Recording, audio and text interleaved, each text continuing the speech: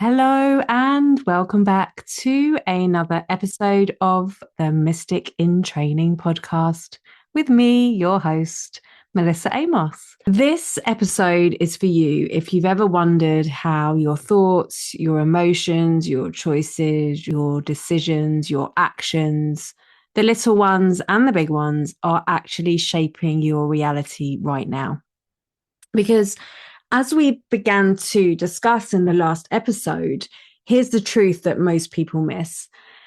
The Akashic records are not just about the past. They're not just about past lives. They are being written in every single moment, even now, and even now. Every decision, every action, every reaction, every single breath adds another sentence to the story of your soul. So, this episode is for you if you would like to really understand how we are creating our own reality and you're ready to stop replaying the old records, the fears, the doubts, the what ifs, the indecision, and start to consciously live in what I call the Akashic Way. Writing new records that speak more around curiosity, of self-trust, of growth, of evolution, the ones that align with actually who you know yourself to be or what it is that you're becoming. So let's explore what it really looks like to record your life from the Akashic Way and how to work with the records in real time. So, big subject today. For me, when I first discovered the records, and I definitely knew them as a past life library, but the biggest change for me came when I understood that actually they're writing right here in the moment, that every single moment something is being written. And we can often kid ourselves, right? So for me, this came up, for example, in eating. I thought that I was very healthy. I certainly have all of the knowledge about what to eat, what to put in my body, what order to eat things in, how many calories, how much movement. All of that knowledge lives within me. And for the most part, I was living my life according to those values and according to what I knew to be true and what I knew to be healthy. And I had people saying to me, "Oh, you're one of the healthiest people I knew." But the reality wasn't that. The reality was that, yes, for some moments that was true. And the person that I presented was that. But there'd be times in the hidden moments when I was under pressure, when I was feeling squished, when I was triggered, when hormonal fluctuations were happening, that I was kidding myself and I was going and reaching for foods that I knew didn't align with me, telling me one story about how healthy I am and actually acting in a different way. No surprise that the pounds started piling on. It was when I stopped and realized, well, actually, nothing's ever hidden. Like every single thing has a consequence. And it's not just about who you are in certain situations, it's about who you are as a whole. And so I turned that around and started to live in the Akashic Way. I started to think about this and how I did this. And I'm not necessarily recommending this for everyone, but it's quite literal.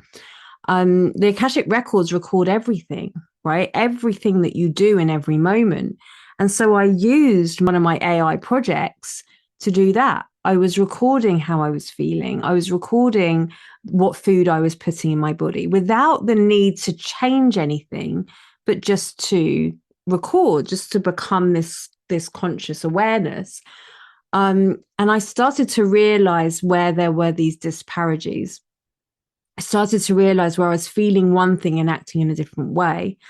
And as I went into what that actually meant and the consequences of that and what behaviors and outcomes it was driving, I started to realize actually in more depth how the records are actually working with us. The records don't judge. I guess just like calories don't judge. And whether you're the one that's going to eat the salad when you're out with everyone and then come home and like eat the pack of chocolate biscuits, It's the same thing. It's like a real time mirror of how the records work. So you can understand that how this is true for food is true for everything. And we can start to think about how often we are wondering why we are moving or seemingly moving towards one thing, but actually the universe, the world, the day-to-day life is presenting us with something else. But as we start to really consider, what is it that I'm writing in my records right now? What is it that I'm thinking? What is it that I'm feeling? What is it that I'm doing? How is it that I'm acting? What is it that I'm researching? What vibration am I putting out there that really starts to give us clues? So this is how I like to describe it. We know that the records are recording in real time and they're recording everything as it happens when it happens. But not all records have the same weight. They don't all have the same impact. And so one way that it was presented to me was like this, that when we have a thought, like a single one-off thought, it's like a sentence or a word is being written in the records. When we then have like a feeling thought, then that begins to create a paragraph or maybe even a chapter in the book, depending on how the feeling is. And then as we start to take action, well, now it starts to create a whole section of the book.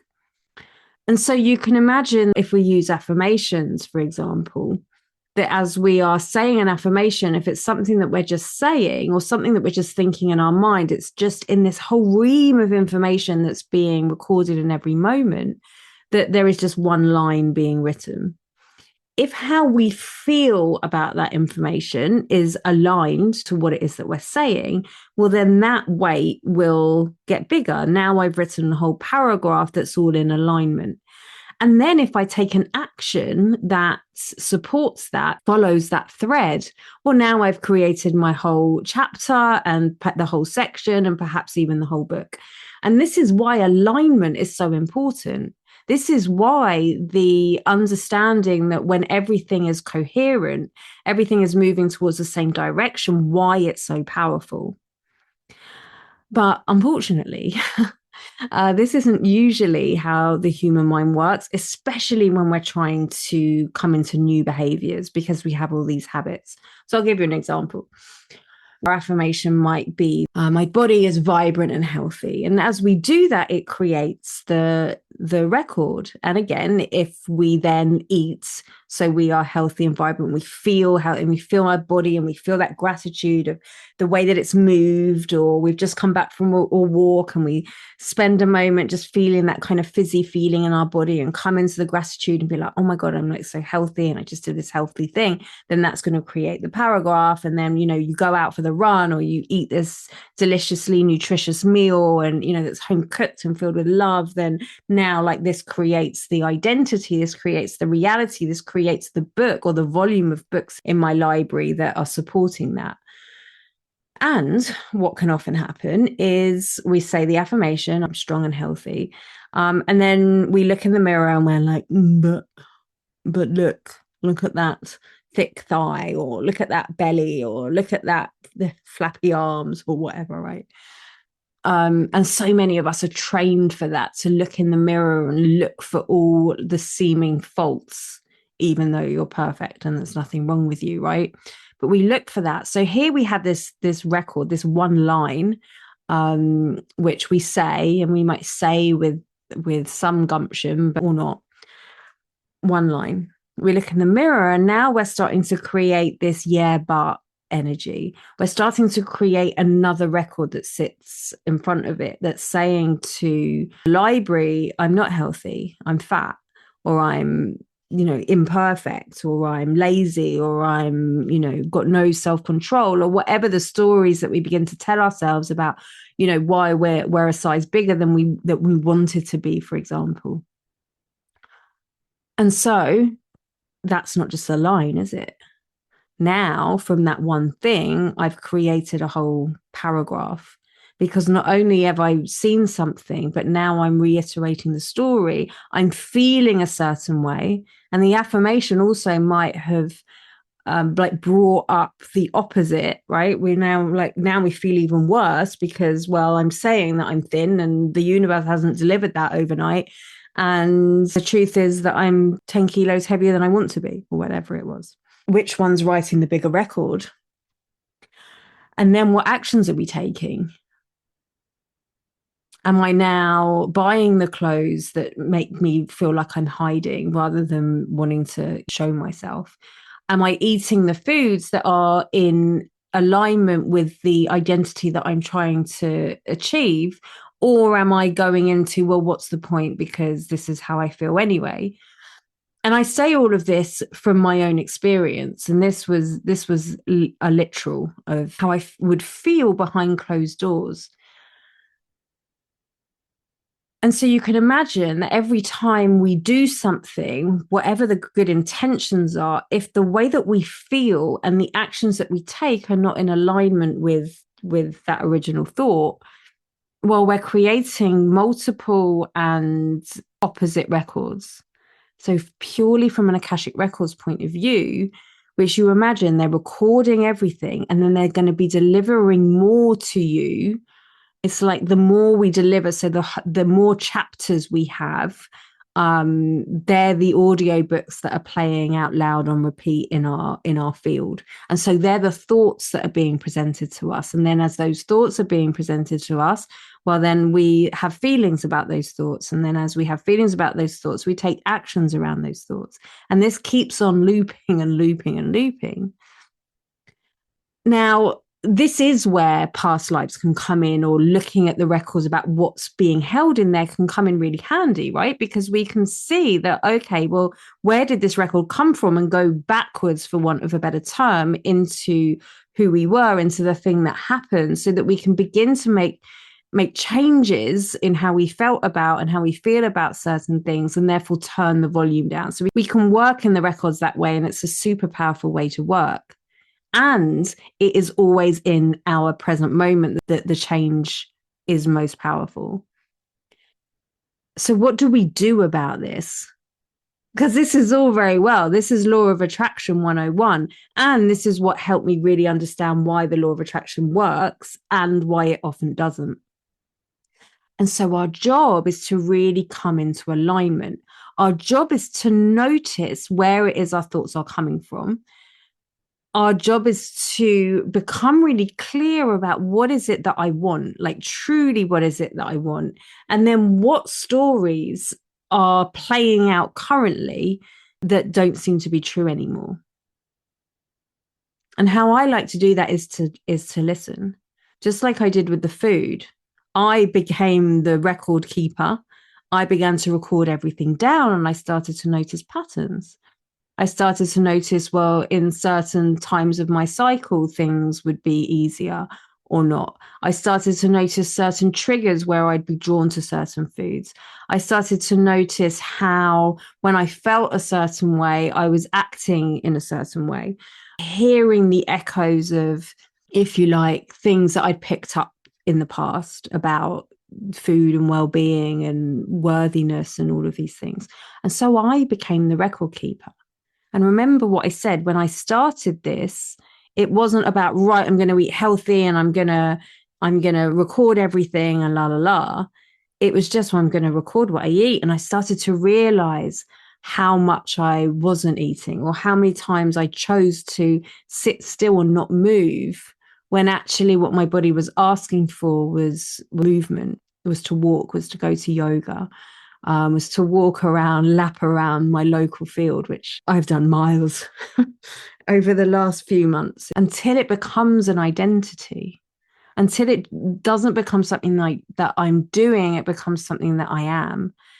And when we see this from an Akashic Records point of view, we start to see that what's happening is our books, the weight of our books is beginning to change.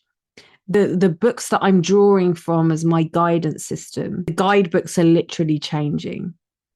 It's not, oh, well, we need to head for this because this is going to help make her feel better, because this was the pattern.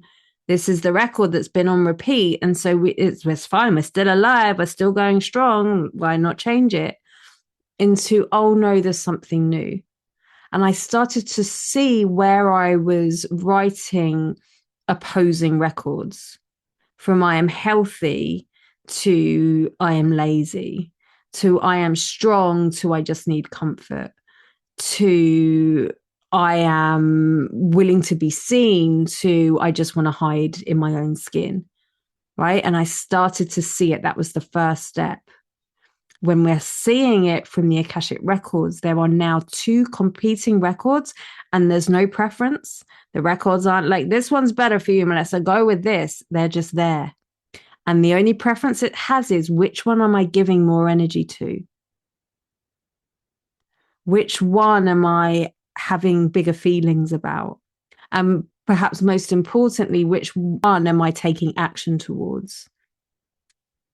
And not even that slowly, but seemingly, maybe I should say this, step by step, I began to walk in a new direction.